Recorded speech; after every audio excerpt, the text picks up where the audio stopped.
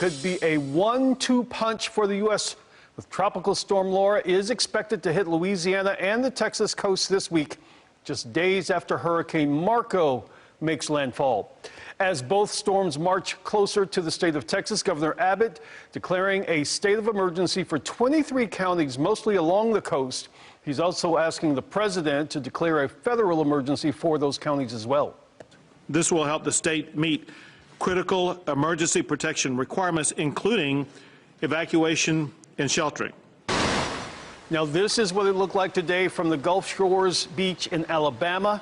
The tropical storm and surge watches are now in effect there. We want to get real quickly over to Jeff Ray, who's been tracking the path of both of these storms. Jeff, what kind of a potential impact we're talking about here for the Lone Star State as it looks right now?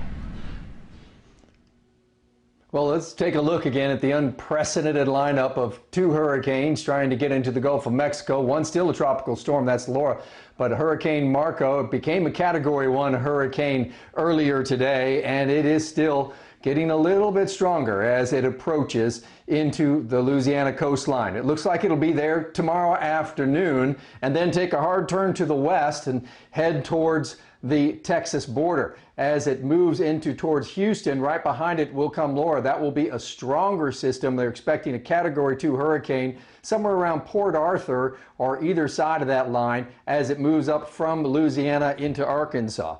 Now, of course, hurricane watches are out for the delta of Louisiana, including New Orleans.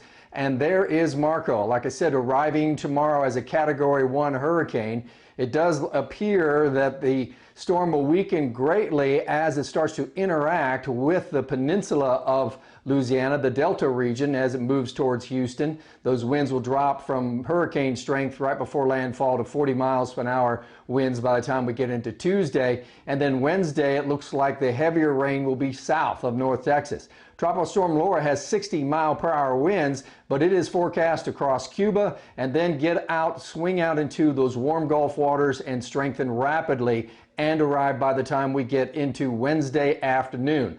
Laura will turn towards the northeast and get into the Tennessee Valley with its heaviest rain. So Marco brings the heavy rain down to the south of us, and Tropical Storm or Hurricane Laura brings the heavy rain to our east.